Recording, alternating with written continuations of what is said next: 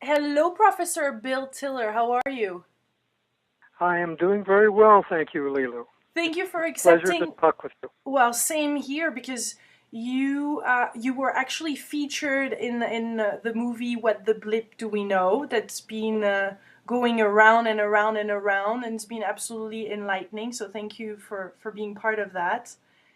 That was And my pleasure. and you also were a professor at Stanford University and wrote many scientific papers. You're very well respected in the scientist world, and particularly because you studied something.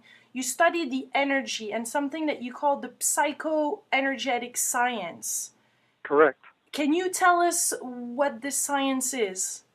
I was a fully Orthodox scientist from 1955 to 1964 in industry, where I was an advisory physicist working in the area of materials with Westinghouse Research Laboratories in Pennsylvania. And then I moved to Stanford University in '64 as a full professor in the Department of Materials Science, which is in the School of Engineering at Stanford. And in my Orthodox science, I've written or co-written 3 books and 275 scientific papers. So I do have an Orthodox science calling card. Mm-hmm.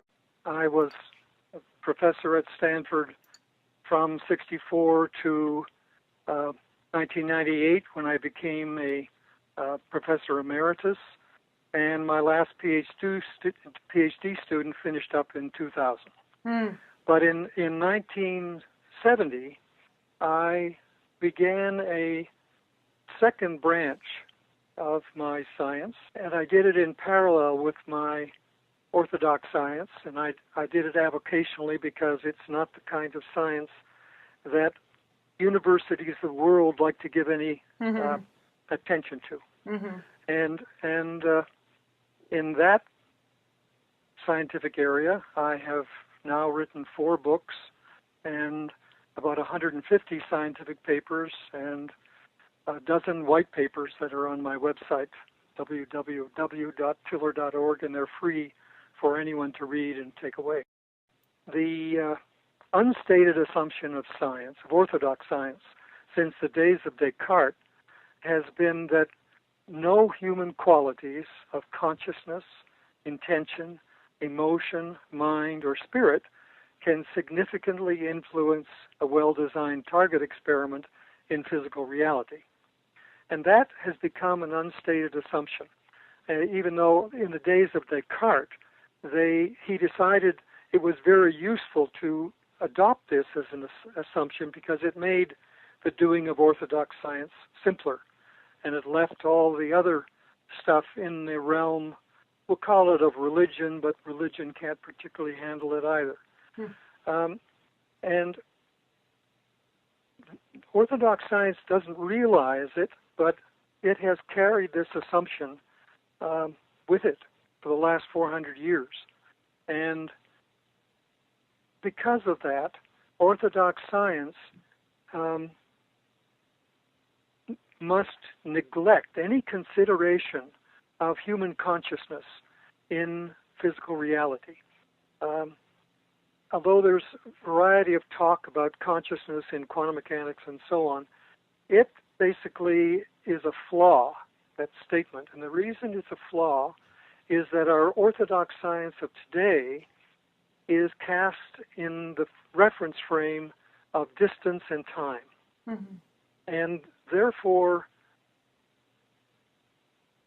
jumping ahead to quantum mechanics and the classical mechanics before it can only deal with phenomena that in nature that are spatially and temporally dependent, whereas aspects of consciousness, human intention, human emotions, human mind, human spirit, they are not spatially and temporally dependent. They may be temporally dependent because of the evolution of the beings, but there's definitely not spatially dependent.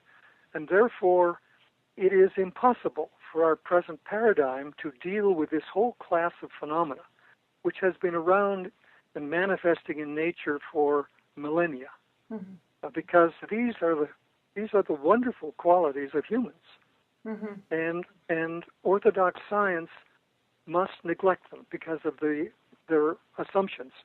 And what science can do, science can look for internal self-consistency relative to a reference frame. And for the last 400 years, since the days of Galileo and Copernicus and Kepler and Newton, the reference frame has been distance in time. And so it's understandable that for Orthodox science, anything that cannot be internally self-consistent with that reference frame, they must neglect it. But the dilemma is they don't realize that this is what they have been doing. It seems all perfectly reasonable to them, and therefore this stuff where consciousness can affect a space or consciousness can change the properties of materials, that has to be anathema to them. And it is. And the dilemma is they are stuck in a reference frame of distance and time. And what psychoenergetic science does is it expands that reference frame to include human consciousness and human intention, etc., as an important experimental variable in science in our present world and in our future world. Well, that changes a lot of things, just adding that parameter. Yes, exactly. I mean, that's really what it comes down to. And if Orthodox science would look at the data, really look at the data, they would see that there is much more for them to do. It's really much like the situation back in the days of Galileo, when the priests of the time wouldn't look through the telescope at the experimental data in the heavens, because within their psyche, they knew, in quotes, what the answer was. So they didn't need to look at the experimental data. That's the way it happens when science, Orthodox science, are the priests of today, and they're doing exactly the same thing. They feel they don't need to look at the data because it's not internally self-consistent with their paradigm. Without realizing that nature is so much richer than they imagine. Right. And so what does those laboratory experiments reveal for us? What does it point at to us in our daily lives? That we have two realities going on? Well, there are several realities, of course. Yeah. But what we have experimentally discovered is that there are two uniquely different levels of physical reality. There is our normal electric atom molecule level of reality that is the basis for Orthodox science understanding. The second level of physical reality, it actually is the coarsest level of the physical vacuum. So, the vacuum is, there's stuff that functions within the space between the electric particles that make up our atoms and molecules in our normal reality. And I call that the uncoupled state, because the material functioning at the coarsest level of the vacuum, and I'm presuming all levels of the vacuum, they go faster than the velocity of electromagnetic light, and therefore they cannot be accessed by our cognitive senses, nor can they be accessed by our present instrumentation today, because the present instrumentation of today is based on electromagnetism, which has an upper limit of the velocity of light. Because the stuff of the vacuum goes faster than light, normally these two levels of physical reality don't interact with each other. However, our experimental data indicates that there is a coupler which comes from some higher dimensional domain of emotion of the universe, and I call that coming from the domain of emotion. And I give it a name. I call it Deltron. Have to have a name. It's just a name. But it appears to be able to go slower and faster than the velocity of light because it functions in a domain outside of distance and time. And therefore, when that coupler occurs, now what you have is you have the two levels of reality beginning to interact with each other. And we have found from our experimental data that it is not the electric atom molecule level of reality that is influenced by human intention. It is this first coarsest level of the physical vacuum, which we call the magnetic information wave level. Now, when that happens, human intention, once they're coupled, once these levels are coupled, human intention can influence both the properties of materials and it can influence the space that one sits in or lives in, a room, a building, etc.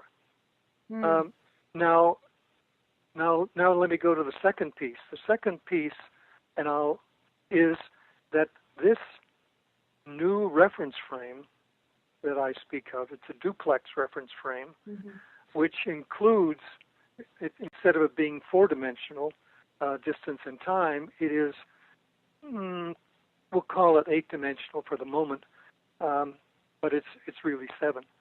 The issue is the duplex space is made of two subspaces, one of which is space-time, and the other one is the reciprocal of space-time.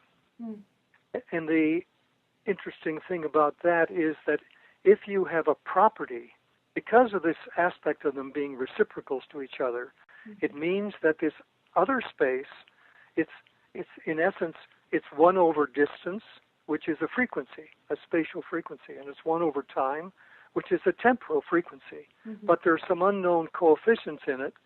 So in essence, the other subspace is a frequency domain. It's not limited by distance and by time. And so these psychoenergetic phenomena function at that level of reality. Now there's an important piece that needs to be added. We have shown experimentally that humans, the human acupuncture meridian system, is already at the coupled level of physical reality. So it says within all humans, we have the infrastructure to use our intention to change the properties of materials within our own body, and ultimately, as we develop ourselves, outside of our body. So we really work at this kind of thing inside. Then one can change oneself from a normal individual to an adept, from an adept to a master, and eventually from a master to an avatar. All humans appear to have that latent capability. And psychoenergetic science is the science that will be an extension of Orthodox science, but it will allow us to manifest these capabilities as humans, but allow us to research now a whole other area of nature. That is where the human psyche comes into play and can come into play in a very significant way. And that will lead to new technologies.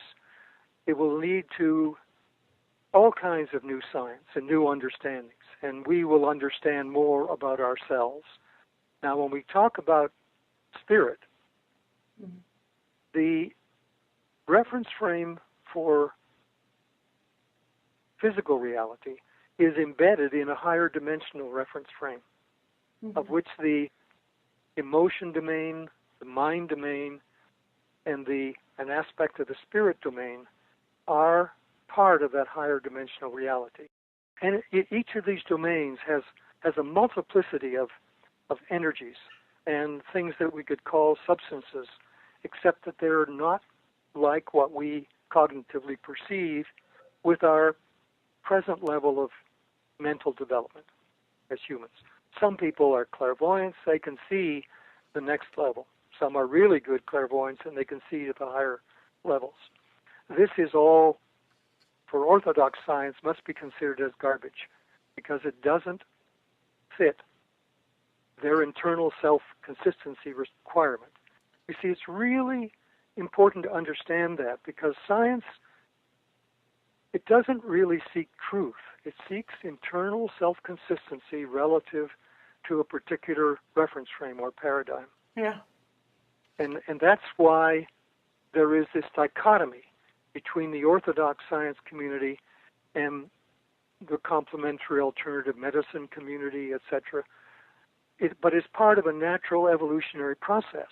Yeah. We've spent it's as if there's a ladder of understanding that I write about in my books that for nature. And we ultimately have to build that ladder.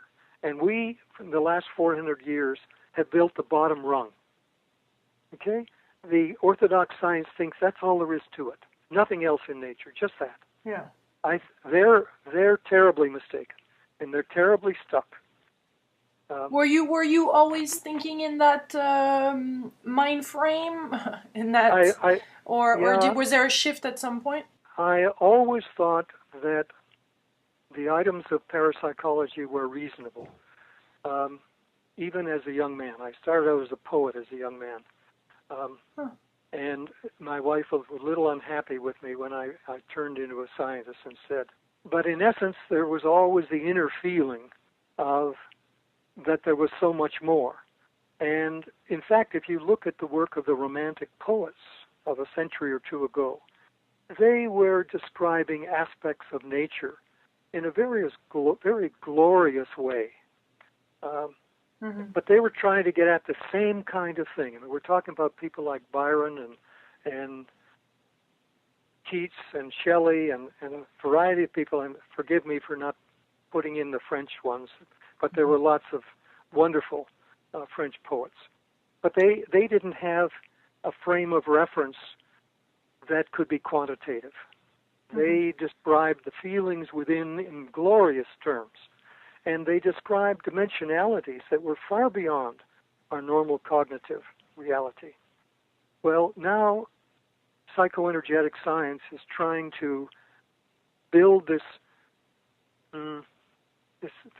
next rung of the ladder, and it's only this the next bridge rung too, of the ladder. It seems. Yes, and it's only the next rung of the ladder, and there are many other rungs that we will meet on our evolutionary path. Is the new energy coming on the planet going to help that?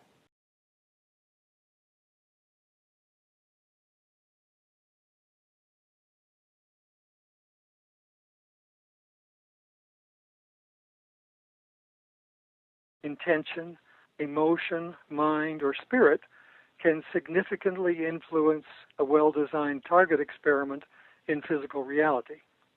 And that has become an unstated assumption.